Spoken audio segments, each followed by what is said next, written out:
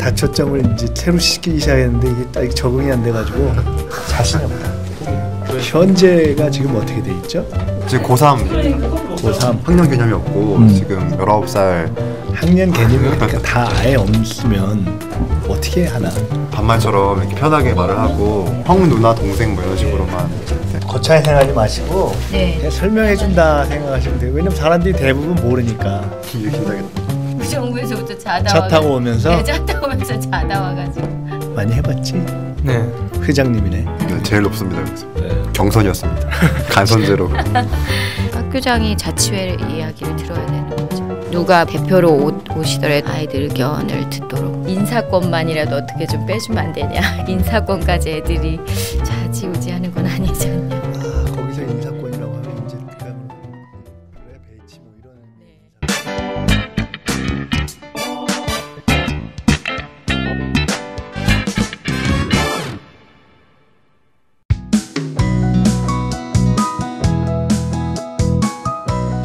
안녕하세요.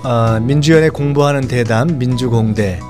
그 사이에 잠깐 못 뵀습니다. 오늘은 민주공대 그 원래 취지에 정말 맞는가 싶은데요. 학교, 교육과 관련된 주제를 오늘은 저희가 이렇게 말씀을 나누기로 하겠습니다. 교육, 우리 모두에게 이렇게 꿈을 생각할 수 있게 해주는, 원래는 그런 기능을 가져야 되는데 실제로는 우리나라에서는 교육 그러면 모두에게 스트레스를 주는 지금 이제 그런 주제지요. 오늘은 아주 특별한 이름의 몽실학교라는 이름의 학교에 계신 분을 무려 3분, 민주공대 사상 최고의 지금 인원을 모셨습니다. 꽉 차도 우리가 이 책상도 갖고 왔습니다. 3분 모셨는데요. 우리 높은 분부터 소개를 하겠습니다. 우리 한혜준 몽실학교 청소년자치회 위원장인가요? 회장인가요? 회장. 예, 우리 한혜준 회장님. 그 다음에 김현주 선생님. 김현주 선생님. 네. 지난번부터 헷갈렸어요. 김현주 선생님, 이한솔 네. 선생님 이렇게 3분을 모셨습니다. 네. 반갑습니다. 반갑습니다. 네, 반갑습니다. 우선 3분 네. 자기소개를 이번에는 아까 이렇게 제가 소개를 했으니까 여기서부터 간단하게 이제 소개를 조금 부탁드리는 것이 좋을 것 같아요. 저는 이제 공교육 교사고요. 지금은 중학교에서 영어를 가르치고 있어요. 그리고 이제 몽실학교랑의 인연은 처음 몽실학교 생길 때 초창기부터 이제 교사로서 있으면서 함께 했고요. 지금까지 초창기부터라면 이제 몇 년이나 되셨어요? 4년. 4년 동안 예, 쭉 계셨네요. 예. 예, 길잡이 교사를 하고 있고요. 그리고 현재는 몽실학교에 파견으로 나와 있어요. 근데 길잡이 교사를 하시다가 하여간 현재는 파견이라는 형식이 바뀌었지만 계속 초기부터 네, 지금도 길잡이 교사 겸 중학교에서 그다음에 몽실학교로 파견이 나와 있는 상태예요. 자, 또 선생님. 네, 저는 의정부에서 초, 중, 고 다 졸업해서 청년이 됐고 그다음에 성공회대 공부하고 있다가 맨 처음에 김현준 선생님이 저를 비몽사몽 토론회라고 해서 이 몽실학교가 처음 시작될 때 저를 초대하셨죠. 그래서 그때부터 몽실학교라는 곳과 인연이 계속 맺어져 있었고 지금도 역시 길잡이 교사로 활동을 하고 또 이제 몽실학교에서 마을대학이나 아니면 마을교육 공동체 쪽으로 같이 담당하는 직원이 되었습니다. 그리고 몽실학교에서 선장한 청년들이랑 같이 협동조합 만들어서 같이 운영하고 있고 거기서 이사장을 맡고 있습니다. 직원이라고 하셨는데 그러면 학교에서는 선생님이라고는 안 불리시나요? 아, 저도 마찬가지로 길잡이 교사 겸 그러시죠? 네, 직원입니다. 네. 네. 자, 그다음에 우리 한혜준 회장님.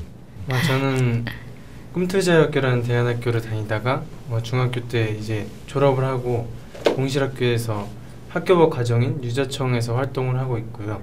현재는 지금 청소년 자치회가 만들어지면서 거기 들어가서 자치회 회장을 맡고 있는 한예준입니다. 굉장히 동안 중에도 더 동안으로 보이는데 지금 몇이세요? 지금 19살입니다. 그러면은 우리가 일반 학교에 그걸로 따지면 고3이죠. 고3 정도 네. 되시는 거죠. 자, 그런데 우리가 이렇게 소개를 했는데 네. 처음 보시는 분들은 소개를 듣고 나서 더 헷갈릴 거예요. 그러실 것 같아요. 네, 왜냐하면 소개를 열심히 했는데 처음 듣는 단어, 처음 듣는 개념이 많이 나와요. 네. 저만 해도 이렇게 모셔서 그 전에 조금 공부를 했지만 저희 학교 다닐 때의 개념이라고 생각하면 다른 개념들이 많이 나오기 때문에 제가 오늘은 아무것도 모른다고 생각하고 그냥 이것저것 여쭤볼 테니까 좀 설명을 좀 해주세요. 우선 몽실학교가 뭐예요? 그게 학교예요? 또 몽실은 왜 몽실이에요? 그리고 어디 있어요? 건물은 어떻게 돼요? 뭐 예를 들어 학생은 얼마나 돼요? 뭐 이런 거를 한번 아주 그냥 기본적인 거를 한번 설명해 주셨으면 좋겠어요. 그거는 우리 선생님이 먼저 한번 설명해 주시는 게 좋을 것 같은데요. 몽실학교는 처음에 태동이 2014년에 4.16 사건이 있고 네. 그러면서 이제 지역에서 교육이 이대로 4.16이라고 하면 세월호. 예. 예. 그러면서 이제 지역에서 교육이 이대로 가는 게 맞는가라는 고민들을 지역의 혁신학교 선생님, 대안학교 학부모, 지역 주민들이 모여서 그런 고민을 하게 됐어요. 그러면서 이제 그 교육에 대한 고민들을 이제는 아이들을 불러서 한번 너희들이 원하는 교육이 뭐고 정말 가만히 있지 않는 교육이 뭔가 이런 고민들을 아이들하고 한번 나눠보자. 처음에는 그렇게 시작이 되었어요. 그래서 2014년에 그 친구들을 모아서 자기가 하고 싶은 거, 자기의 꿈들을 이야기하고 그걸 마을에서 어떻게 풀어갈까 이런 고민들을 하다가 그런 공간들을 마련하기로 한 거죠. 그러면서 2015년에 저희가 꿈이룸 배움터라는 이름을 가지고 경기도교육청에서 하고 있는 꿈의 학교 예산을 받아서 꿈이룸 학교라는 이름으로 경기도교육청이 북부청사가 이전한 건물에 들어가서 아이들하고 프로젝트 학교를 시작해요. 그래서 그 프로젝트 학교 이름이 꿈이룸 학교였고 그 공간에서 청소년들이 청소년 자치 배움터를 만들어가는 것을 보고 이제 이재정 교육감님이 그 공간을 그러면 청소년 공간으로 하면 좋겠다. 이렇게 말씀하시고 리모델링을 해주셔서 리모델링 되고 난 이후에 몽실학교라는 이름으로 바뀌어서 몽실학교로 500명가량의 아이들이 방과 후하고 주말에 활동을 하고 있죠. 그 안에는 이제 학교를 다니는 청소년들도 있고 유자청처럼 이제 학교를 다니지 않고 몽실학교 공간에서 주중 낮에 활동을 하는 친구들도 있고 이렇게 섞여서 한 500명 정도 활동하고 있는 공간이에요. 일반 공교육 네. 학교를 다니고 있는 친구들의 경우는 그러면 언제 와서 몽실학교의 프로그램이라든가 이런 시간을 함께 하는 거죠? 방과 후에 학교를 끝나고 몽실학교로 와서 활동을 하는 친구들도 있고요. 그 시간에 굳이 활동을 하지 않더라도 일단 몽실학교라는 공간을 우리의 공간이라고 생각을 하고 있기 때문에 편하게 와서 같이 공부도 하고 놀기도 하고 그렇게 지내기도 하고 또 주말에는 이제 마을 프로젝트나 챌린지 프로젝트 같은 창업 프로젝트 이런 다양한 프로젝트들이 열려요. 그래서 그 프로젝트를 참여하고 있는 친구들이 와서 활동을 하고 있어요. 우선 그게 지금 의정부에 있잖아요. 네. 그러면 그렇게 자발적으로 올 수 있는 경우도 경기 북부 친구들 자기가 막 대중교통을 이용하든 어떻든 직접 와야 되니까 그래도 조금 그 가까운 데에 있는 학생들이 주로 올 수 있는 거겠네요. 네. 자, 그렇게 설명을 했을 때 네. 우리가 흔히 대안학교라 그러면 그거는 조금 더 많이 들어봤잖아요. 대안학교하고는 뭐가 달라요? 대안학교는 정말 공교육과 조금은 거리감이 있다고 느껴지거든요. 정식 교육 과정으로 인정받지도 못하고 공교육을 포기한 아이들이 간다는 그런 개념이 되게 인식 속에 자리 잡혀 있는 것 같은데 몽실학교는 공교육과 대안교육 그 사이를 계속 넘나들고 있는 것 같아요. 그래서 공교육 친구들도 와서 우선 중간에 그럼 공교육으로 인정받지 못한다고 했는데 그럼 몽실학교는 그런 뭐 인정이라는 표현이 좀 애매하긴 한데 그런 네. 인정을 받는 틀 속에 활동에 있는 대한 건가요? 기록이 생활기록부에 적혀지고요. 또 교육청에서 이루어지는 사업이기 때문에 교육청과 같이 계속 협업을 하고 있고 아까 말한 걸 계속 이어가자면 대안교육 진영과 공교육 진영 사이에 굉장히 계속 왔다 갔다 하면서 그 사이를 연결하고 있는 그 의정부 지역사회 안에서 대안교육과 공교육이 있는 역할을 하고 있는 것 같고요. 네, 뭐 공교육 친구들이 다수긴 하죠. 뭐 한 90%가 공교육 학교 학생이면 한 10% 정도가 뭐 유자청 친구들이나 아니면 꿈틀 자유학교라던가 이렇게 다양한 대안학교 친구들이 있긴 한데 그 친구들이 뭐 학교가 일반 학교고 공교육 학교고 대안학교고 이 차이를 좀 넘어서서 다 같이 그냥 몽실학교에서 활동하는 청소년으로 계속 묶여 나가는 것 같아요. 기본적으로 이제 대안교육이나 지금의 혁신교육에서 하고자 하는 이제 삶을 담는 교육과정이나 아니면 공동체성을 가지는 그런 교육과정들을 저희도 이제 지향하고 있는데 대안학교는 그걸 선택해야지만 아이들이 갈 수 있잖아요. 그런데 이제 몽실학교 같은 경우는 일반 학교 아이들도 방과 후나 주말에 그런 교육과정들을 자기네들이 직접 주도해보고 만들 수 있고 지역에서 펼쳐볼 수 있는 기회가 되기 때문에 훨씬 더 많은 아이들에게 열려있는 그런 공간이기도 하죠. 대안학교라는 길로 가기 위해서 훨씬 더 본인이나 가족이 훨씬 더 좀 큰 결심을 해야 되는데 여기는 그냥 우리가 일반 학교 제도에 있으면서도 대안학교에서 누릴 수 있는 것을 또 경험할 수 있는 걸 다 누리게 된다. 졸업을 해봤잖아요. 그렇게 비교를 해보면 조금 더 이해가 쉬울 것 같은데 어때요? 일단 대안학교와의 차이점은 제가 다닌 꿈틀자학교는 그렇게 많은 인원이 있는 곳이 아니었어요. 그래서 그곳에서 제가 배운 것들도 많고 한 것도 많지만 좀 더 그 안에서 배웠던 것들을 활용해서 좀 더 몽실학교에서 큰 판에서 뭔가 공부한다라는 느낌이 많이 들었어요. 공부하는 것은 뭐 많은 차이가 있는 건 아니었지만 좀 더 몽실학교에서는 대안학교에서 제가 배웠던 것들을 가지고 뭔가 지역과 마을과 함께 할 수 있고 그리고 또 일반 학교 친구들, 학교를 안 다니는 친구들 그리고 저처럼 대안학교를 다니는 친구들과도 다 같이 어울릴 수 있다는 점이 좀 차이가 있는 것 같아요. 지금 말씀을 듣다가 생각해 보니까 한편으로는 대안학교보다 일반적으로 그러니까 우리가 보통 생각할 때 야 대안학교 가는 거는 좀 특별한 사람들이 가는 거 아니냐 이런 생각을 할 때도 있단 말이에요. 근데 그것보다 어떻게 보면 더 접근하기 쉽다 이런 측면에서 하나를 말씀을 해주셨는데 그것 말고 다른 측면에서 특징은 뭐가 있어요? 가령 뭐 그럼 지역에서 오히려 더 뭐 다양하게 한다든가 지역과 더 결합이 되어 있다든지 그런 식의 말씀을 해주셨는데 또 다른 대안학교의 차이라든가 특징은 뭐가 있죠? 대안학교의 차이점이라기보다는 그간에 이제 대안학교가 가져왔던 것들의 확장이겠죠. 확장으로 보면 된다. 추구했던 것들의 더 확장이고 또 다른 대안학교의 시도이고 그다음에 이제 혁신학교도 마찬가지로 그 학교에 머물러 있던 것들이 이제 학교 밖과 연결시키면서 나오는 시도들이 만났다고 생각하시면 돼요. 그래서 그 안에 이제 몽실학교가 더 추구하고자 하는 거는 아이들이 스스로 만들어가는 기획 운영에부터 참여하는 그런 학교를 추구하고 있거든요.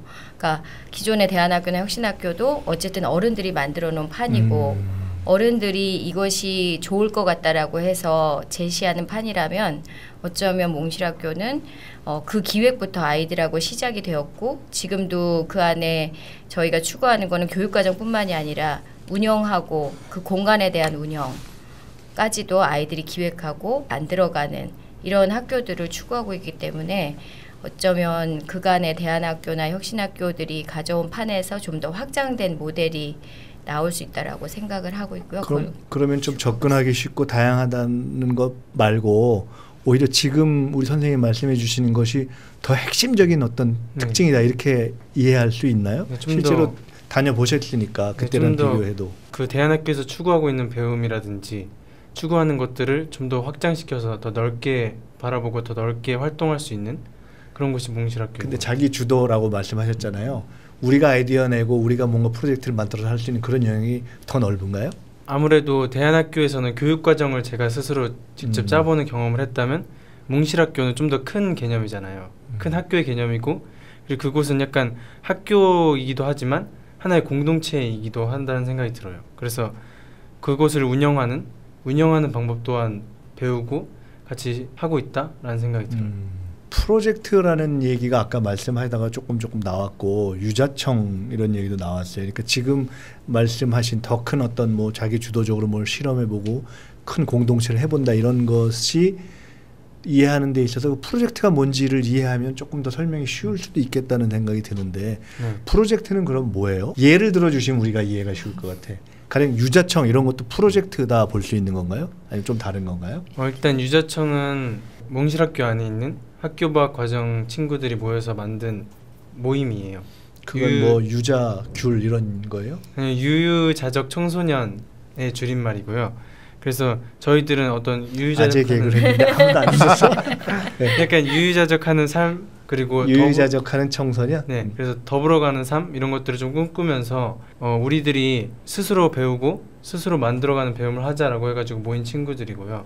그래서 저희들이 직접 함께할 프로젝트와 그리고 각자 할 개인 프로젝트도 정하고 그리고 그 외에도 우리에게 뭔가 운동 시간도 필요하다 하면 우리가 운동 시간을 시간표에 넣고, 그리고 페미니즘이라는 공부도 우리가 같이 해보자라고 해서 페미니즘 수업 시간도 넣어서 같이 공부를 하고 있고요. 이렇게 저희들이 직접 구성을 해서 저희들이 직접 이끌어가면서 활동을 하고 있는 모임이에요. 유자청은 유유제덕 청소년이라고 해서 주로 학교 밖 청소년들의 일종의 그룹이고 네. 그 안에서 다양한 프로젝트를 우리가 이제 주도적으로 정해서 하잖아요. 네, 주중 낮에. 주중 낮에. 네. 그리고 이제 뭐 유자청이 아니고도 공교육에 현재 학교를 다니고 있는 친구들도 와서 하는데, 그러면 이쪽이든 이쪽이든 아까 지금 뭐 페미니즘도 말씀하시고 등등 했는데, 아 그런 것도 해? 우리가 생각할 수 있는 어떤 프로젝트가 어떤 것들이 있어요? 그걸 한번 몇 개만 예를 들어봐 주세요. 일단 유자청에서 예. 지금 하고 있는 프로젝트는 글로 배운 농사라는 프로젝트예요. 글로 배우는 농사? 네, 일단 이 프로젝트가 생기게 된 게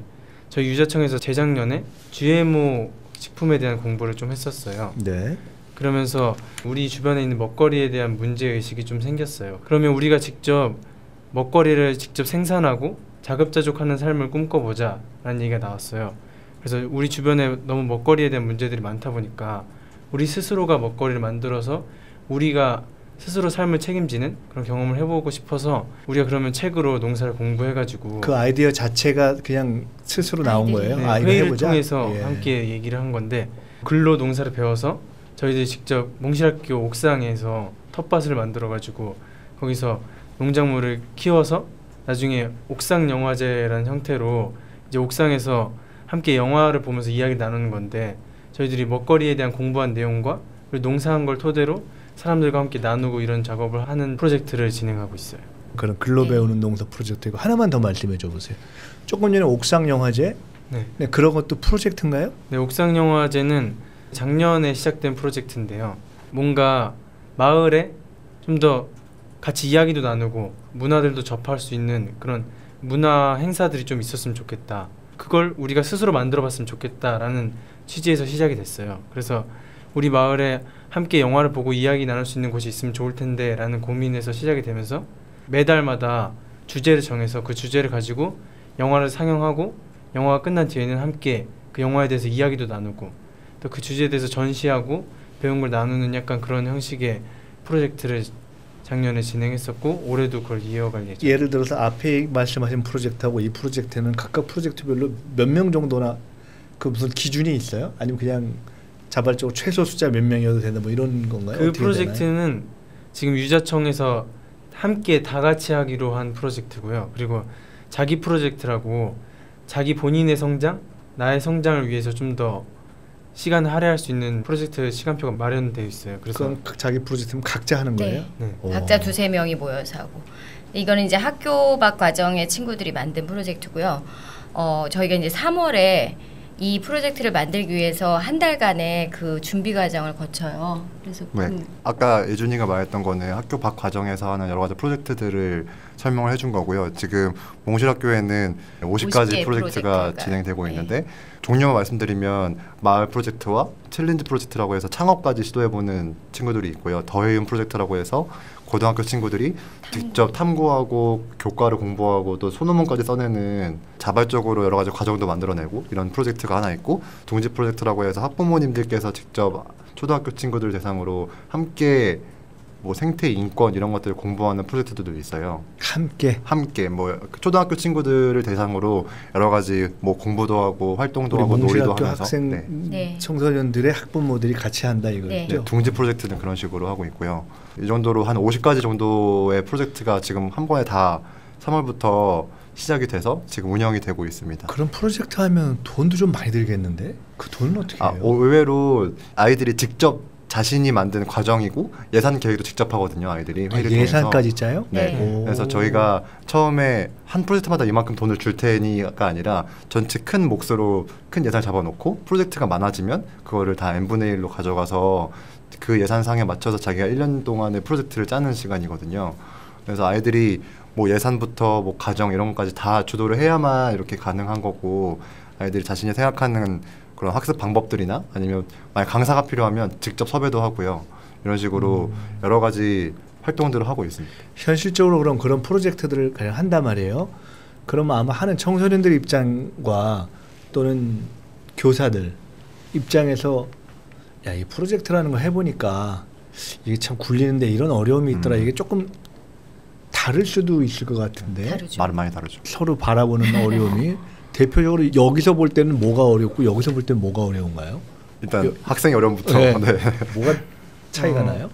제 입장에서는 네. 일단 몽실학교가 가장 중요하게 여기는 게 공동체잖아요. 그래서 좀 느리게 가더라도 함께 가는 걸 되게 중요하게 여기고 있는데 그걸 지키는 것이 좀 어려운 것 같아요. 함께 한다는 게 뭐 말은 좋지만 함께 하다 보면 갈등도 생기게 되고 또 자주 소통을 해야 되잖아요. 그런 과정에서 좀 갈등이라든지 그런 친구들 간에 경우에 따른 좀 어떤 사람 빨리 가려고 하는 데 있는 그런 내부적인 것들을 그렇죠. 조율하는 그런 게 어렵다 그리고 이거예요? 워낙 함께하는 거에 대한 인식이 모두에게 있지 않으니까 그런 것들을 좀 같이 공동체를 맞춰가는 것도 상당히 어렵고 또 하다 보면 몽실학교가 공동체를 지향하는데 같이 가기 어려운 친구들이 있어요. 좀 예를 들어 생기부의 목적을 가지고 온 친구들이라든지 이런 친구들은 몽실학교는 되게 마음도 많이 써야 되고 시간도 써야 되는 그런 프로젝트들인데 그러기 어려운 친구들은 중간에 많이 떠나가게 되거든요. 마음이 급하겠구나. 네. 그런 경우는. 예. 그래서 그런 친구들이 자꾸 떠나가게 되면서 약간 그 프로젝트의 힘도 살짝 사라지게 되는 그런 중간중간에 어려움들이 프로젝트가 그러니까 막상 시작되면 이게 살아남는 프로젝트와 그렇지 않은 경우가 제법 좀 어떤 거는 그렇죠. 길게 많이 살아남고 어떤 건 그렇지 못하고 이런 차이가 있겠네요. 네. 대부분의 프로젝트들이 살아남기도 하는데 예. 그 처음에 시작한 인원과 끝날 때 박수치는 인원들의 차이가 좀 있는 것 같다는. 그러면 선생님들 입장에서 야, 이 프로젝트라는 거를 할 때 일반적으로 갖는 어려움이 뭐다? 이건 어떻게 달라요? 예를 들면 저는 연극 프로젝트를 길잡이 교사로 진행을 했었는데요. 연극이 사실 각 학교마다 하나씩 꼭 있는 동아리잖아요. 근데 여기 왜 동아리 선택 안 하고 이 몽실학교에 와서 굳이 이 프로젝트 선택했냐라고 네. 청소년들한테 물어봤어요. 예. 그러면 아이들이 동아리에 가면 정말 연극만 하고 끝난다는 거예요. 근데 이 몽실학교 프로젝트를 하면서 연극을 함과 동시에 마을과 이야기할 수 있고 마을 극장, 뭐 협동조합 극장에 가서 공연도 할 수 있었거든요. 저는 이 아이들이 어쨌든 아까 예준이가 말한 것처럼 프로젝트 안에서 이 공동체에 대한 문제의식을 느끼고 또 서로 간의 그런 공동체 의식의 차이에 대해서 고민하게 되는 지점들을 만나게 되는데 교사들도 분명히 그 아이들과 함께하면서 자신들도 고민을 하게 되는 것 같아요. 아이들에게 공동체 의식을 어떻게 심어줘야 되지? 부터 시작해서 이 아이들이 단지 프로젝트 안에서만 하는 게 아니라 프로젝트 간에 어떻게 만날 수 있을까도 생각을 하게 되고 전체 몽실학교 아이들이 어떻게 전체 공동체를 만들어갈 수 있을까, 몽실학교 전체 공동체를 어떻게 생각할 수 있고 또 이 몽실학교 공간에서 어떻게 주인이 되게 할 수 있을까에 대해서 계속 고민을 하고 있는 것 같아요. 그래도 선생님들끼리는 얘기를 많이 할 거 아니에요. 네. 그렇게 되면 일반 학교에서 교육을 하는 경우와 대안학교에서 교육을 하는 경우 이런 등등 이렇게 나눠서 막 얘기를 할 때 야, 이게 좀 몽실학교에서 이런 길잡이 교사에 대해서 조금 더 여쭤보겠지만은 하니까 특별히 이런 게 더 고민인 것 같아 라는 그런 것들이 있나요? 몽실학교는 세 가지의 특징이 있어요. 첫 번째가 뭐냐면 무학년제거든요.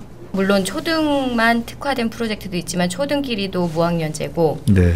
그리고 초등학교 마을이나 챌린지 프로젝트 같은 경우는 초등학교 5학년부터 고등학교 3학년이 함께 모여서 프로젝트를 만들어요. 자기 흥미와 욕구에 따라 스스로 만들어가는 교육과정을 하는 거죠. 그러니까 두 번째가 교육과정을 아이들이 스스로 만든다. 그리고 이제 세 번째가 민관학이 협력하는 모델이에요. 그 세 가지가 사실 공교육이나 혁신교육 어디서도 도전하지 않은 그 세 가지의 다른 점이거든요. 그래서 이제 아까 얘기했던 이제 무학년제의 어려움, 그다음에 흥미와 욕구에 따라 전혀 다른 아이들이 모였을 때 관계를 어떻게 형성하고 소통을 어떻게 하느냐에 따라 민주주의를 사실은 배워가는 과정이라고 생각을 하고 있고요. 그다음에 이제 스스로 만들어가는 교육과정 안에서는 엄청난 교사들의 기다림과 헌신과 그다음에 교사들이 지켜봐줘야 되는 이런 과정들이 있는 거죠. 그래서 내가 가르치고 싶은 것들이 있지만 아이들이 원하는 것을 그게 만나게 하도록 하는 것들이 사실 공교육 교사인 저에게도 너무 힘든 과정이었고 여기는 기다림이라는 것이 다른 곳과 좀 다른 네, 어떤 다르죠. 이 교사로서 네네.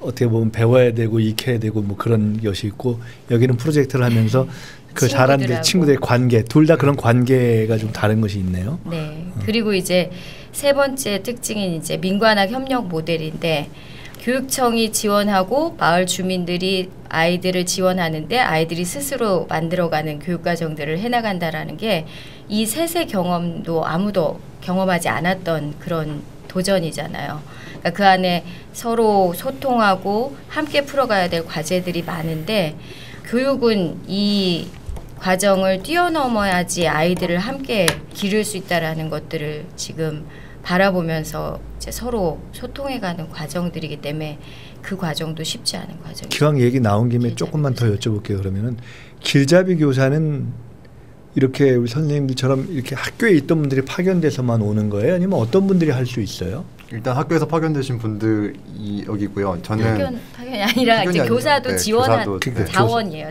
자원에서. 네. 네. 저 같은 경우에는 정말 아무것도 아닌 마을 청년들이고요.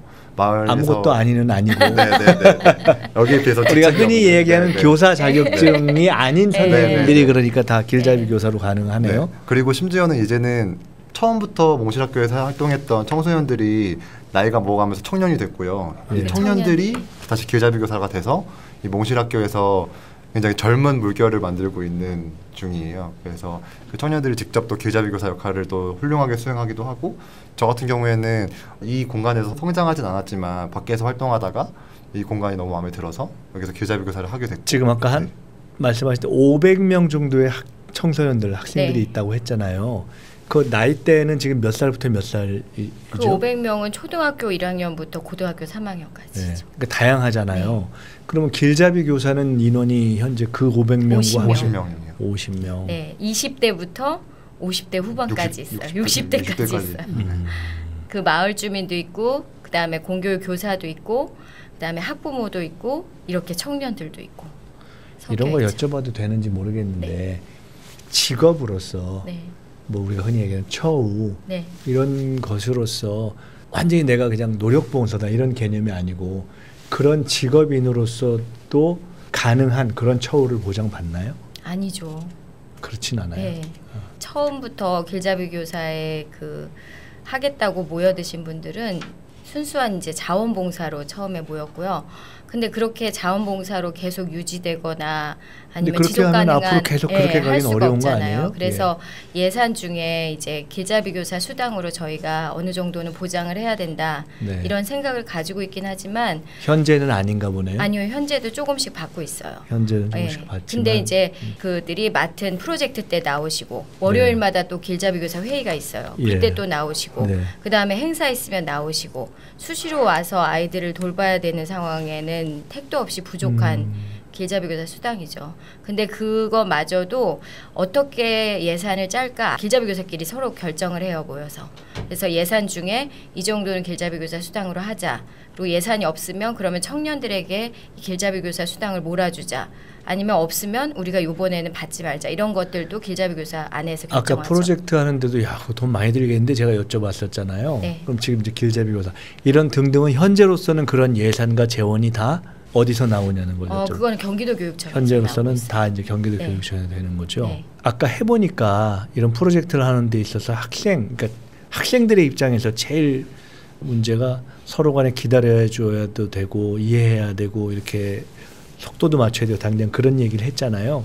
조금 경우는 다르긴 하지만 그러면 몽실학교 그 공동체 내에서는 우리가 흔히 얘기하는 무슨 뭐 왕따, 뭐 폭력 그런 문제는 별로 발생하지 않나요? 그리고 일반적으로 교우 관계는 어떤 것 같아요? 일단 제가 뭐 그런 학교 폭력 문제나 이런 걸 경험해 보진 않았지만 그런 문제들은 어떤 소통의 단절이 때문에 생기는 문제라 생각해요. 서로에게 안 좋은 감정이 있고 이러면은 서로 대화로 풀어가면 될 텐데 그 과정에 대해서 제대로 배우지 못했고 그걸 제대로 하지 못했기 때문에 그런 폭력이 벌어진다고 저는 생각을 하는데 현재로서 몽실학교에서 그런 일은 없는데 몽실학교에서 왜 그런 일이 없냐면 서로 갈등이 아예 없고 싸움이 아예 없고 이렇다고는 말할 수 없을 것 같아요. 그냥 계속해서 프로젝트 진행하는 과정에서도 갈등도 생기고 서로의 차이가 있기 때문에 그런 문제들은 생기지만 그거를 이제 해결을 다르게 하는 거죠. 다른 때와 다르게 서로 대화를 통해서 해결하려고 하고 좀 더 자신의 감정을 가라앉히고 대화를 통해서 계속 해결하려고 하는 노력들이 있다 보니까 그런 어떤 폭력의 문제로까지 발전하진 않는 것 같아요. 혹시 친구들 중에 예를 들어 유자청 같은 경우에 전에 학교를 다닐 때 그런 것 때문에 좀 고민을 갖고 있거나 아니면 그거 관련한 경험을 갖고 있거나 그런 경우들은 없었어요? 있죠. 있는데 여기 와서는 그런 문제로 다시 고통을 받거나 이런 경우는 별로 없나 보죠? 약간 그 분위기의 차이가 있는 것 같아요. 유자청도 그렇지만 몽실학교 자체가 그러니까 아무리 학교에서 좀 막 놀던 애들도 몽실학교에 오면 그 분위기가 다르다고 얘기를 해주더라고요. 학교에서는 서로가 존중받지 못하는 분위기였다면 네. 몽실학교에서는 좀 더 따뜻하게 서로를 존중해주는 분위기가 있다 보니까 예. 막 밖에서는 욕을 열심히 하던 친구들도 여기서는 왠지 욕을 굳이 안 해도 되는? 욕을 안 하게 되고 좀 그런 분위기가 형성이 되어 있다고. 몽실학교 오면 그 자기가 학교에 있을 때와 되게 느끼는 이 공기가 다르다고 얘기를 해주고. 그거는 이렇게 친구들과의 관계뿐만이 아니라 선생님들과의 관계에 있어서도 좀 다른가요? 네, 그렇죠. 일반 그렇게들 얘기를 해요. 학교에서 갖는 학교에서 선생님들과 학생들의 관계가 꼭 그렇게 요새 뭐 아름다운 건 아니라고들 많이 얘기하잖아요. 일단 저희 몽실학교에서는 서로를 별명으로 부르고 있고요. 몽실학교의 길잡이 교사분들을 저희가 별명으로 부르면서 선생님이라고 안 하고? 네. 뭐라고 불러요? 평어를 쓰고 있어요. 그래서 여기는 솔방울, 그리고 여기는 얼룩. 평어를 쓴다는 건 어떻게 평소에 말씀하듯이 한번 해보세요. 어떻게 하는 거예요? 안녕 얼룩. 얼룩 밥 먹었어? 뭐 이런 식으로. 네. 아 안녕 얼룩 그래요? 밥 먹었어? 안녕. 이렇게? 이런 식으로. 야라고 하진 않지만 네. 그러니까 서로를 존중하는 의미인 거죠. 왜냐하면 어떤 나이의 관계가 생기고 제가 예를 들어 얼룩 선생님 뭐 하셨어요? 이렇게 되면 차이가 생기는 거잖아요. 권위가 달라지고 위치가 달라지기 때문에 그랬을 때 서로의 소통의 문제도 생기고 저희들은 같이 동의를 해서 그럼 서로 평어를 나이가 차이인데 맘먹으면 좀 그렇지. 저한테도 그래요. 평어를 쓰면서 좀 서로를 존중하고 약간 평등한 위치에서 함께 배워가는 입장으로 같이 하자라는 그러니까 취지에서. 식사하셨어요도 아니고 안녕 얼룩 밥 먹었어? 이렇게 하는 거예요? 밥 먹었어가 아니죠. 같이 밥 먹죠. 네. 그래서 외부에서 봤을 때는 너무 처음 보는 사람들은이나 저 엄마 어색하죠. 아빠들은 좀 황당하겠네요. 네. 처음 봤을 때는. 그런 게 아니냐라고 하지만 좀 예의 없는 거 아니냐라고 하지만 그렇지만 실제 서로에 대한 관계나 존중은 존중은 다른 문제죠. 다 충분히 되고 있다고 오히려 느낀다 이거죠. 더 서로를 존중하고 이해하고 하기 때문에 평어를 쓰는 거라고 생각해요. 오히려 몽실학교 선생님 식사하셨어요? 이런 다음에 뒤로 돌아서 아이 저거 밥 잘 먹었나 뭐 이런 게 없다 이거죠.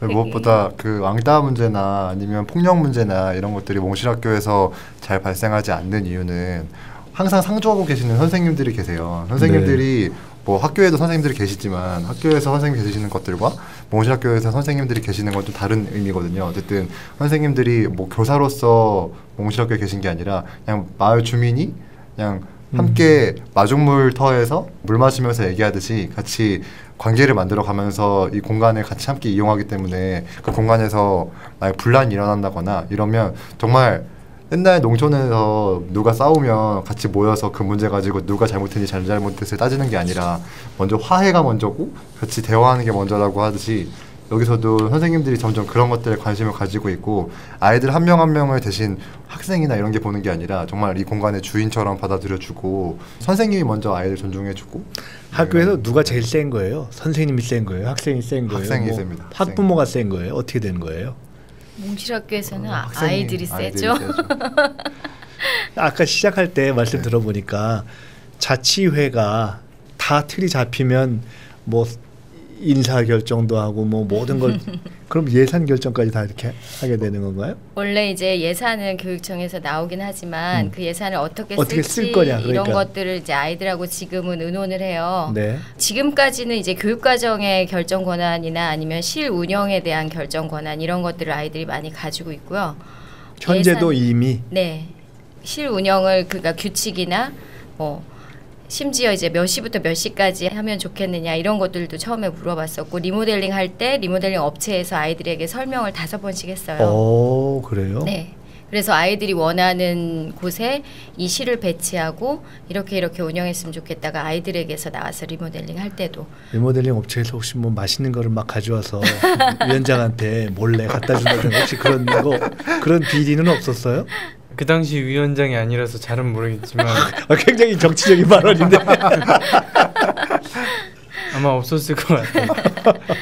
어떻게 뽑혔어요? 그 자치회가 어떻게 운영되고, 그러니까 어떻게 뽑히고 일반 학교라든가 다른 경우와 어떤 혹시 차이가 있다면 그거 조금만 설명해 주실 수 있어요? 일단 이 자치회가 만들어지는 과정부터가 좀 다른 것 같아요. 그러니까 어른들이 자치회가 필요하니까 만들고 너희 들어와라고 한 게 아니라 처음 출발이 우리 몽실학교 안에 공동체성이 좀 사라지고 있는 것 같다는 얘기가 나왔어요.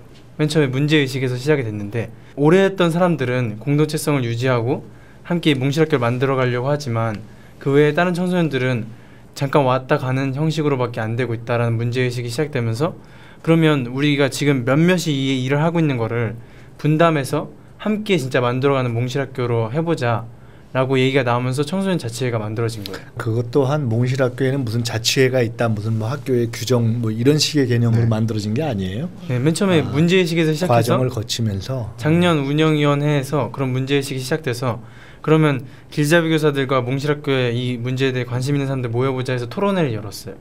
그래서 이거 어떻게 해결하면 좋지? 막 이렇게 논의를 하다 보니까 그러면 그 당시에는 운영위원회만 있었고 그 안에서 다른 실 운영이나 이런 것들을 전부 다 담당하고 있었거든요. 그렇게 얘기를 하다 보니까 이런 문제들이 있는 거예요. 이 운영위원회 입장에서는 아니 우리만 일을 다 하고 있고 딴 친구들은 왔다 가는 것 같다 라고 얘기하고 그 친구들 입장에서는 나도 몽실학교에서 함께 뭔가 하고 싶은데 운영위원회가 모든 걸 다 독차지하고 있으니까 내가 할 일이 없다 라는 이런 다양한 문제들이 나오게 된 거예요. 그러면 이거를 여러 명이 분담을 하자. 그래서 진짜 우리가 맨 처음에 취지로 했던 함께 만들어가는 몽실학교를 더 유지시켜보자 라는 얘기가 나오면서 노조라고 해서 노란 조끼를 입고 있는 친구들을 얘기하는 건데 몽실학교 안에 행사나 공동체 프로그램 이런 것들을 운영하고 진행하는 그런 팀이 만들어졌고요. 그리고 몽실학교의 어떤 공간에 대한 고민, 이 공간을 어떻게 쓰면 좋을지, 어떤 규칙을 가지고 우리가 공간을 사용해야 될지를 좀 고민하는 공간 디자인 팀, 그리고 몽실학교 안에 있는 활동들을 기록하고 알리고 우리 안에서 좀 더 소통하고 공유하는 역할을 해줄 홍보팀, 이렇게 세 팀이 만들어졌어요. 선생님 중간에 죄송해요. 네. 회장님. 그 선생님 입장에서는 공교육을 경험해 보시면서 공교육 내에서도 그런 어떤 일종의 자치 학생들의 어떤 모임 이런 틀이 있잖아요. 네. 그렇게 비교하면서는 이게 이렇게 하니까 이런 차이가 있구나 그런 것이 느껴지실 있죠. 거 아니에요. 네. 어떤 가장 큰 차이가 있어요? 지금 몽실학교 같은 경우는 이 공간이나 이 학교가 본인들의 학교라고 생각해요. 네, 지금 학교 안에 학생 자치나 학교 민주주의를 이야기할 때 학교의 주인을 아이들이라고 이야기하지만 지금도 학생 자치라고 이야기하면 학생의 활동이나 행사를 만드는 그 정도이지 교육과정이나 학교 운영은 어른들이 다 책임지고 있거든요. 실제로 결정권을 가지고 그런 의미에서 주인의식 자체가 완전히 다른 거네요. 그래서 행사를 넘겨주는 것조차도 이제 그 학교 안에서는 사실은 쉽지 않은 학생들에게 그런 권한을 주는 건데 그렇게 해가는 것 자체에서 저는 이제 공교육 학교도 학교의 교육과정 결정에도 아이들이 참여하고 그다음에 학교 운영에도 아이들이 참여하는 그런 과정이 이루어져야 학교도 여기를 보시니까 네. 결국은 아까 대안학교도 말씀 나왔지만 대안학교나 몽실학교뿐만 아니라 모든 학교들이 네. 좋아져야 되잖아요. 네. 근데 일반 학교에서도 지금 몽실학교에서의 어떤 자치의 경험이 갖는 것처럼 조금 더 권한을 주고 그렇게 해도 되죠. 괜찮겠다. 네. 그런 판단이 드세요? 네. 아이들이 아까도 이야기했지만 이렇게 만들어가는 것이 사실은 이 안에 쌓여진 문화거든요. 누가 시켜서가 아니라 그 문화를 아이들이 만들어가고 있어요. 근데 그 문화를 만들어갈 수 있다라는 건 아이들에게 그 문화에 대한 이야기들을 할 수 있는 기회를 줬던 거고 기회가 주어졌을 때 아이들은 충분히 그것들을 만들어 가더라는 거예요.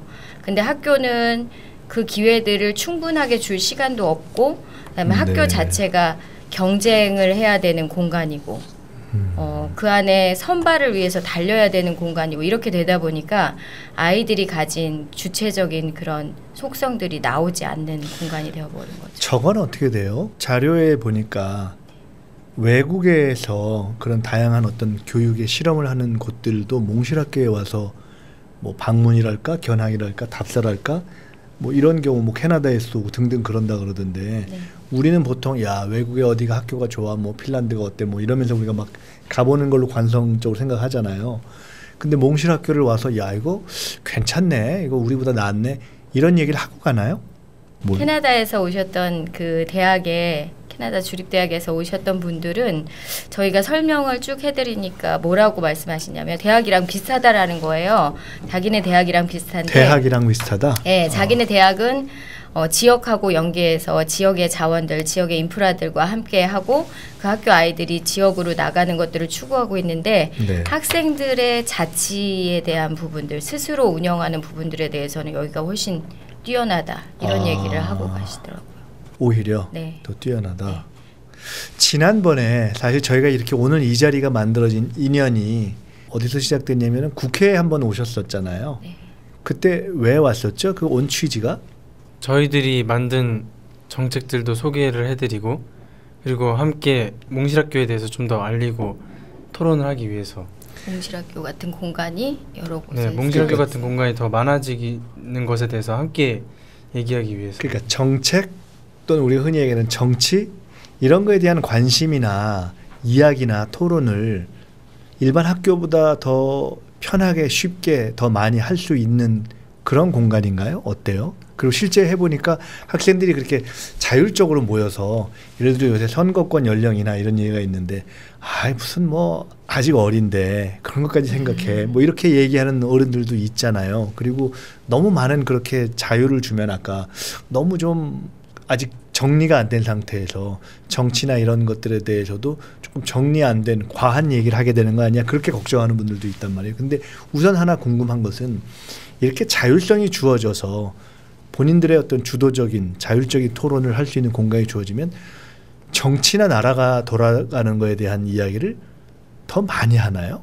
어때요? 어떤 것 같아요? 일단 그동안 청소년들은 학교에서 자기 스스로 뭔가를 만들어가는 경험을 하지 못했었잖아요. 근데 몽실학교에 오게 되면서 나도 할 수 있네, 나도 이런 공동체를 운영해 볼 수 있네 라는 생각들을 하게 된 거예요. 그리고 내가 스스로 만든 프로젝트도 잘 진행해 볼 수 있고 내가 스스로 배움을 만들어갈 수 있다는 걸 느끼게 되었잖아요. 그러면서 그렇다면 우리 청소년들도 이런 걸 할 수 있는데 왜 선거권은 없으며 왜 청소년들에 대한 정책은 많이 없으며 이런 문제의식들이 자연스럽게 생겨나게 되는 것 같아요. 그 안에서. 그러다 보니까 나의 권리를 경험해 봤으니까 이 권리를 좀 더 확장시켜서 이런 국가 차원에서의 어떤 나의 권리가 존중받지 못하고 있는 부분에 대해서도 자연스럽게 문제의식을 느끼게 되고 그러면서 자연스럽게 그런 얘기들도 나오게 되는 게 아닐까 생각을 해요. 어떠세요? 일반 학교하고 비교해 보면은 그런 어떤 자율성이라는 것이 주는 그러한 공간, 그런 분위기, 아까 문화 그런 것이 정치나 사회나 국가 이런 거에 대한 관심 또는 정책 이런 거에 대한 관심을 더 갖게 하는 걸로 보이세요? 어떠세요? 아이들이 작년에 했던 정책 마켓에서 30개의 정책이 나왔는데요. 예. 그 정책 마켓 자체가 뭐 커다랗게 뭐 18세 선거권이나 아니면 청소년 의회나 이런 국가 정책적인 차원에서의 문제도 있었지만 쉽게 얘기해서 뭐 학교의 급식의 질을 개선해 달라, 뭐 아니면은 학교 앞에다 자전거 통학로 뭐 이런 것들을 좀 개선해 달라, 이런 자기 생활에서부터의 그런 고민거리들이 아이들이 나오기 시작을 했어요. 근데 저희가 프로젝트를 경험하면서 그 프로젝트 안에서 자기의 욕구를 발견하고 그리고 내 주변의 문제를 들여다보기 시작하는 연습부터가 정치하고 생활은 떨어져 있지 않다라는 걸 아이들이 알게 되지 않았나 이런 생각을 하거든요. 무슨 거창한 정치 이런 것이 아니더라도 실제로 나의 문제를 어떻게 제도적으로 푸느냐 하는 그런 것은 훨씬 더 생기는 것 같다. 네, 그래서 이제 저희가 그 정책 마켓을 하면서도 단계가 내 주변의 문제를 어떻게 더 많은 사람들하고 나누면서 더 많은 사람들에게 이익이 되도록 바꿔낼까. 저희가 그 프로젝트를 하는 주제이기도 하거든요. 우리가 하고 싶은 것으로 세상을 이롭게 하자예요. 그 주제로 고민해오던 이 프로젝트의 경험들이 사실 정치하고도 무관하지 않다라는 걸 아이들이 조금씩 알아간 것 같아요. 그래서 되게 재밌게 했었어요. 정책 마켓 하면서. 그런 얘기는 혹시 많이 하나요? 이렇게 다양한 경험을 가진 친구들이 모이잖아요. 최근에 뭐 우리 모두의 관심사인데 야 이게 한국에서 대입 제도가 참 문제가 있다 이런 얘기를 많이 하잖아요. 그래서 지금 이것을 교육부에서 이거를 공공 토론에 붙여보자 지금 이렇게 네. 갔잖아요. 뭐 네. 수능과 정시의 비율을 어떻게 하고 뭐 아까 생기부 얘기했지만 그건 어떻게 가는 게 좋고 등등등등 그런 거에 대해서도 친구들끼리 야 이거 진짜 우리나라 대입 제도 문제 있어 이런 얘기를 합니까? 그 관련 토론회도 지금 정책 마켓을 준비했던 그 친구들이 직접 만들어서 지금 진행하려고 기획하고 있고요. 그리고 중간에 잠깐만 거기서 학교에 일반 학교에서도 학생들이 어떤 자치라든가 이런 토론 차원에서 그런 논의를 많이 합니까? 아니 근데 대입 제도에 대해서 네. 아이들이 제일 많이 그 아니, 뉴스를 당연히, 접하고 예. 제일 많이 했던 게 무슨 이야기였냐면 왜 우리한테는 안 물어봐였어요. 네네 그래서 여쭤보는 네. 거예요. 예. 아이들의 이야기들은 물어보지 않고 어른들이 결정해버리는 거예요. 그러면서 아이들이 분노했죠. 이거는 우리의 일인데 이렇게 매번 바꾸고 우리한테 좋은 것들을 왜 우리 스스로에게 결정하지 못하게 하고 물어보지 않느냐. 그러니까 이번에 우선 국민들한테 물어보기를 일단 했잖아요. 이번에 이제 대입 제도에 대해서. 그래서 과연 이 물어보기로 한 것에서 그 당사자들인 청소년들의 의견이 앞으로 어떻게 반영될지 네. 또 그것을 어떻게 우리의 목소리를 내야 되겠다고 생각하고 있을지 그것이 궁금해서 사실은 여쭤보는 거예요. 그러니까 아까 그 얘기 계속. 그래서 어쨌든 그런 토론회도 준비를 하고 있고요. 그리고 자연스럽게 이 몽실학교에 오는 친구들은 몽실학교를 경험하면서 내가 기존에 다니고 있던 학교의 교육에 뭔가 문제가 있다라는 것을 자연스럽게 그 문제의식을 느끼다 보니까 대화 속에서도 그런 이슈나 이런 것도 있을 때마다 아 이거 문제 있다 혹은 이건 이렇게 가야 한다라는 대화도 자연스럽게 나오게 되는 것 같은데 그런 대화는 또 관심사에 따라서 다르게 느껴지기도 하는 것 같아요. 이 문제가 지금 굉장히 중요한 우리가 이제 몇 달 안으로 우리가 온 국민이 지금 같이 고민을 해야 될 이슈잖아요. 이런 이제 문제 의식을 정의하는 데는 근데 학생들이 아무리 문제 의식이 있고 또 당사자를 하더라도 어떤 문제를 이렇게 토론을 통해서 풀어가는 거는 나름 도움이 필요하잖아요. 그렇죠. 요것을 몽실학교에서 지금 이제 토론회를 기획하고 있다고 하는데 한번 이 문제를 당사자들의 입장에서 한번 토론을 좀 본격적으로 할 수 있도록 해야 되겠다라고 해서 지금 학교에서 또는 교사들이 이걸 좀 지원해보자, 이 토론을 좀 잘 만들어보자. 혹시 그런 계획이 지금 같이 진행되고 있나요? 지금 정책 마켓 작년에 했던 친구들이 작년의 정책들을 지금 계속 격주로 모여가고 수정하고 있어요. 그래서 올해 후보자들에게 지자체 선거나 아니면 교육감 선거 후보자들에게 지금 보낼 예정이고요. 그 중에 이제 아까 얘기했던 대입이나 생기부에 대한 이야기들을 하는 팀이 있어요. 그 팀 친구들이 지금 설문조사를 하고 있고요. 아이들 의견을 받아서. 그리고 그 친구들이 이제 토론회를 함께 준비해보자 이런 이야기들 하고 있는데 저희가 이제 몽실학교 안에 교사 그룹이 또 있거든요. 공교육 교사 그룹이 그 더해움을 지원하는 공교육 교사 그룹이 있어서 그 안에서 좀 교사들이 고민을 함께 해주면 좋을 것 같아요. 고등학교 선생님들이 많거든요. 공교육이라든가 다른 다양한 이제 전국에 있는 다양한 학교들이 있잖아요. 그런 청소년들하고 함께 야 지금 이거를 토론을 한다고 하는데 우리가 함께 좀 토론을 해봐야 되지 않느냐. 혹시 그런 생각 해보진 않아요? 제가 일본 학교를 다니지 않아서 정확히는 생각은 가지고 있는 건 아니지만 일단 많은 청소년들과 함께 대화를 할 수 있는 장은 무조건 필요하다고 생각을 해요.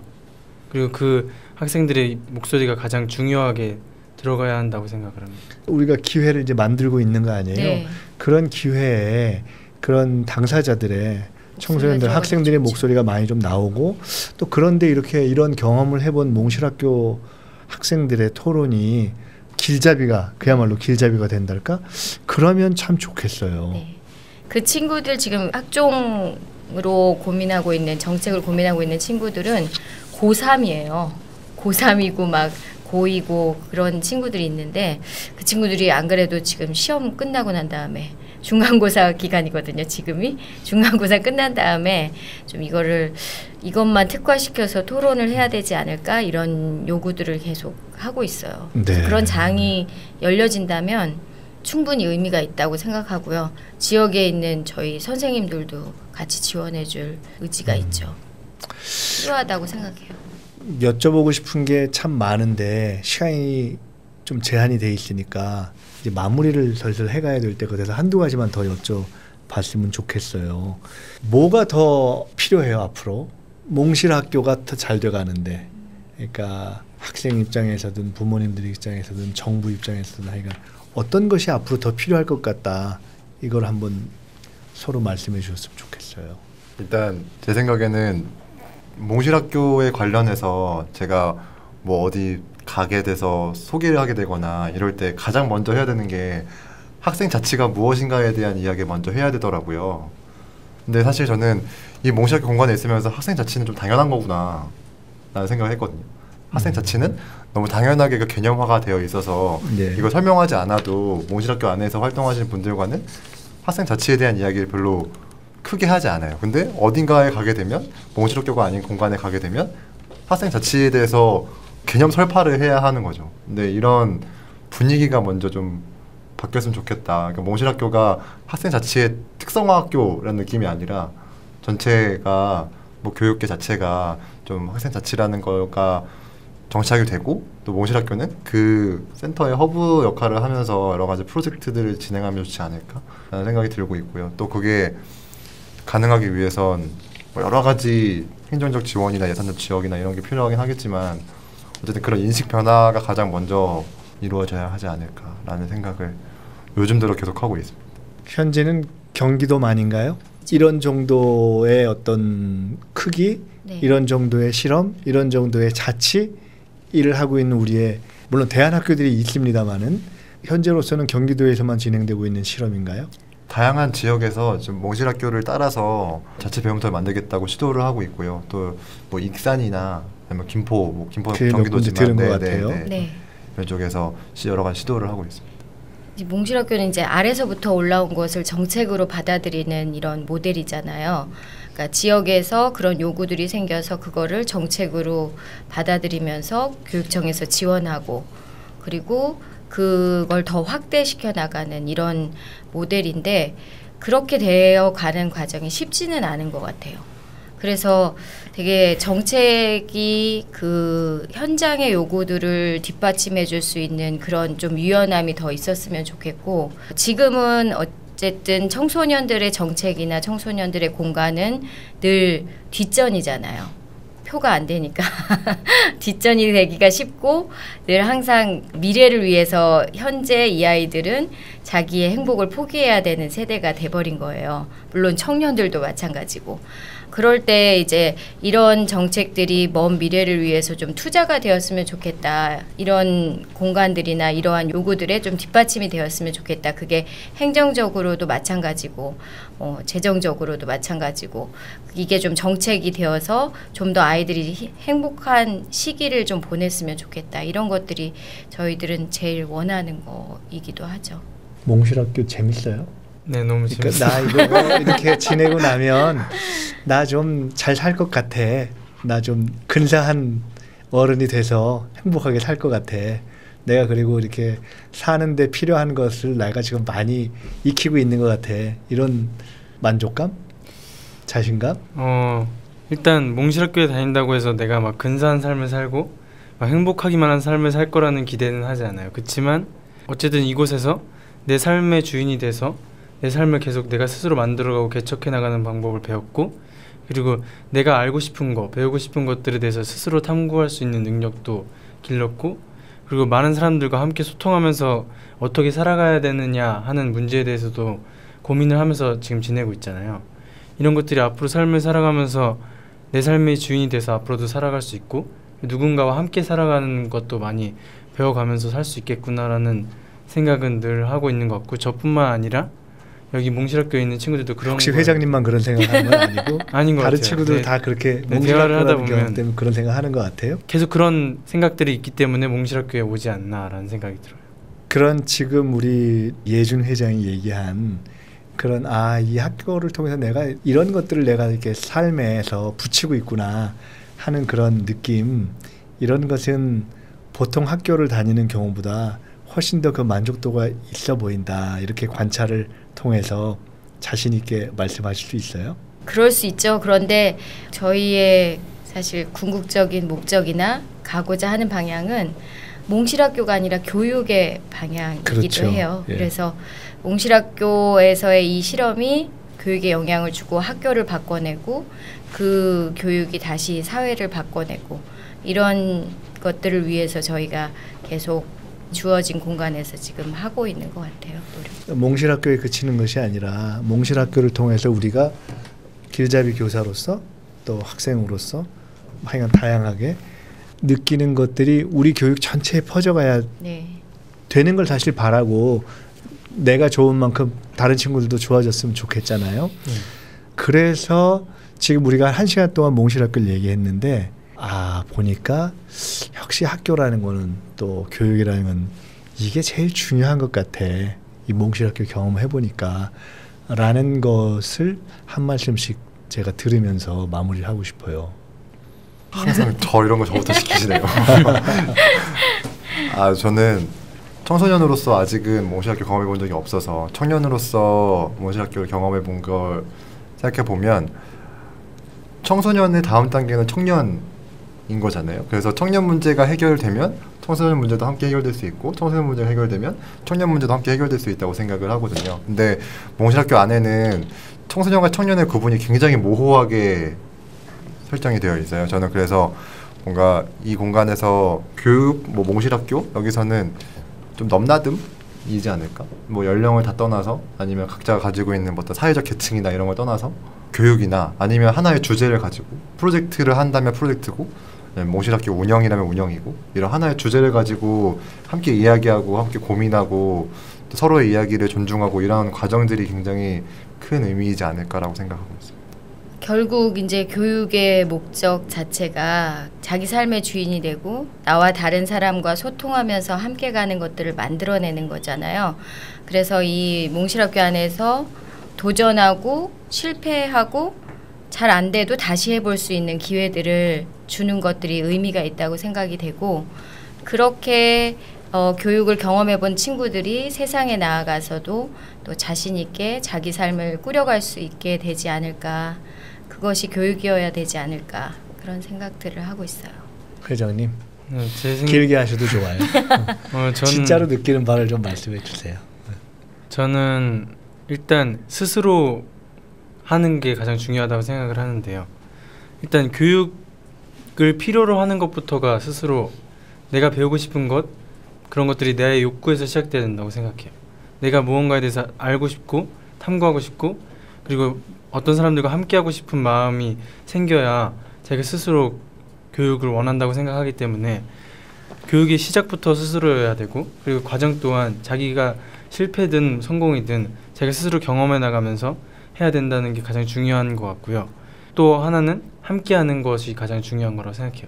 근데 제가 몽실학교에서 경험한 바로는 그냥 학생들에게 모든 권한을 주고 스스로 하라고 하면 그들은 그냥 함께하게 돼 있어요. 그냥 같이 소통하고 배우는 과정에서 자연스럽게 함께하고 부딪히고 머리를 맞대면서 함께하게 되어 있는 것 같아요. 그래서 그런 함께하는 것을 배우는 거 그리고 함께 배우는 거 그다음에 스스로 배우는 게 가장 중요한 거라고 생각을 해요. 교육이 중요하다는 얘기를 다 하고요. 또 어느 나라에 가면 참 교육이 좋다 이런 얘기도 많이 하고 책도 많이 읽고 그런데 결국 거기서 나오는 이렇게 글자로 나오는 것 중에 중요한 것이 자치, 자유, 자기주도, 공동체 이런 얘기를 많이 하지 않습니까? 관계. 근데 우리나라에서 많은 실험을 하고 있는데 그런 실험 중에 책으로 보는 것이 아니라 오늘 이렇게 세 분을 모셔서 특히 우리 예준 회장님의 입을 통해서 내 삶의 주인이 돼서라든가 또는 내 스스로 하는 게 중요하다라든가 또는 그렇게 하니까 그리고 같이 하더라라든가 이런 말씀을 들은 게 굉장히 좋았던 것 같아요. 이게 이런 게 가능성이 있구나 하는 생각이 들어서 저희는 하여간 좀 다른 교육, 다른 배움, 다른 삶, 다른 사회 그런 것들을 이제 시도를 계속 해나가야 되는데 오늘 세 분을 모셔서 교육이란 장에서 실험해본 그런 실험의 이야기를 같이 들을 수 있어서 좋았고요. 오늘 지켜보시는 분들 중에 많은 분들이 몽실학교라는 이런 실험이나 시스템에 대해서는 아직도 익숙치 않은 경우들이 많으실 거예요. 그렇지만 이런 실험들이 저렇게 다른 모습들을 만들어내는구나 하는 것을 맛본 것만으로 굉장히 좋은 시간이었다 이렇게 생각합니다. 많이 토론해 주시고 또 많은 새로운 어떤 프로젝트 시도해 주시고 그래서 더 즐겁게 잘 살아갈 수 있는 그런 어떤 공동체 이렇게 만들어 주시기 부탁드리면서 오늘 다시 한번 오신 거 감사드립니다. 감사합니다. 감사합니다.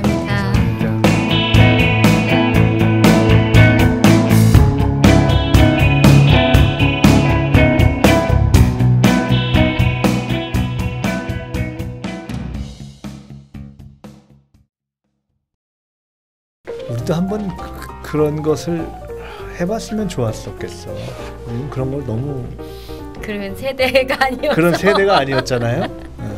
그렇죠. 그러니까 이렇게 큰 세대는 또 다른 세상을 만들겠죠. 그러니까 전혀 다른 세상을 만들겠죠. 학교 때 학교 다니면서 조금 특별하게 사셨어요? 제 고등학교 때요? 때요? 네. 아니요. 저는 그 당시에 학교가 너무 싫어서 저 같은 경우에는 마지막에 뭐 입시 막 이런 거 너무 스트레스 받고 학교에서 수능 특강 풀고 이게 너무 싫어서 학교에선 자고 학교 나와서 공부하고 학교 나와서 따로 책 읽고 이런 걸로 했었죠. 그래서 항상 만나면 아이들한테 하는 말이 내가 정말 5년만 어렸어도 막 이런 얘기 되게 많이 하거든요. 5년만 좀 어려서 몽실하게 경험했어도 이 나이가 됐을 그래, 때 그랬으면 참 좋았겠어요. 네, 정말 좋았겠다. 좀 부럽다라는 얘기 많이. 이제 일어나야지. 아, 자꾸 붙잡고 싶네. 시간에 쫓겨서 사실은 맞췄는데 나는 좀 아쉬워. 천천히 여쭤보고 싶었는데. 자, 일어나죠. 네. 고맙습니다.